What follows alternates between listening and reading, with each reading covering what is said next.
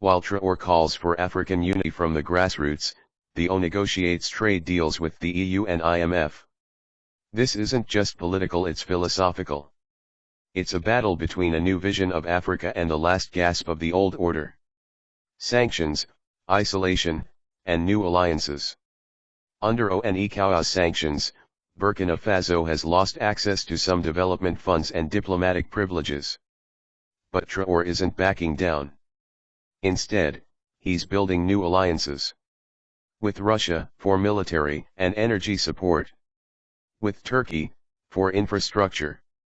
With local farmers, students, and workers, for real nation building.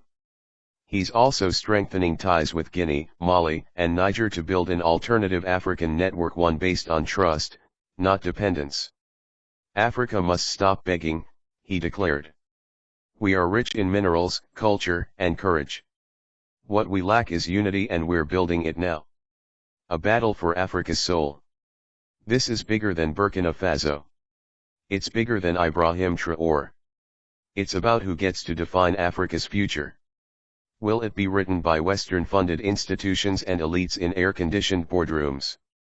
Or by young revolutionaries in the Sahel, who believe Africa can rise without foreign control?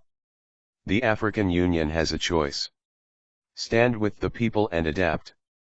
Or stand with the past and collapse. Captain Traoré has thrown down the gauntlet.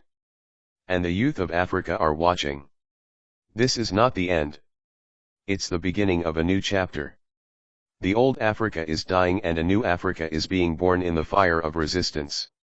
Like, share, and subscribe.